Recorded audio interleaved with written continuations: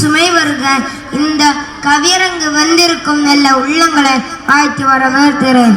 கவிஞர் இளமையர்கள் எழுதிய கல்லறை வெளிச்சம் என்ற நூலில் இறந்து எடுக்கப்பட்ட தமிழனாய் வாழ்வோம் தமிழுக்காய் வாழ்வோம் என்ற கவியரிகளை உங்களுக்காய் மொழிகிறேன்.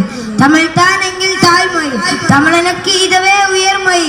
அலை மிகுந்த வறுமை வந்தே அவதியிட்ட நாளிலும் ஐயமிட்டே உண்ணுகின்ற அரபு சொல்லும் தமிழ்மொழி. பதுகையிலே பிறந்து முச்சங்க சபையிலே வளர்ந்து கம்பன் கவியிலே மலர்ந்து வையகத்தின் இணையில்லா செம்மொழியோ உந்தன் பிறவு கண்டு புறமுது காட்டி ஓடி போனான். இன்றோ இங்கு இவன் தமிழங்கன் பதிய மறந்து போனான். முரசு காட்டி உன்னை விளக்கு செல்வதா தமிழ்காய் ஒரு குரல் கொஞ்சம் செய்யும் ஒடுத்திடு. குறிஞ்சி முல்லை மருதை நெய்தல் முள்ளம் பாலை என்ற உன் குடிமக்கள் வாழ்ந்த பெருமையை அறிவாயோ?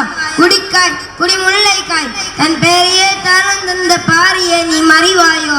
நெற்றிக்கம் பிறப்பின குற்றம் குற்றமே என்ற ஈசனிடம் வாதிட்ட முச்சங்கத்தின் முத்தாளங்குளோர் நக்கீரரை நீ அறியாமல் போனாயோ?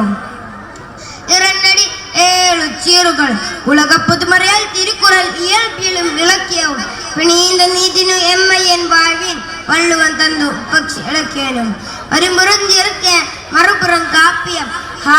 சோழர் காலம் அது காப்பிய காலம். சிலப்பதிகார மணிமேகலை சீவக சிந்தாமணி வளையாவதி குண்டல கேசியனும் ஐசரும் காப்பியங்களை கரம் பிடித்து உலா வந்த வசந்த காலம். நன்றி, நமஸ்காரம்.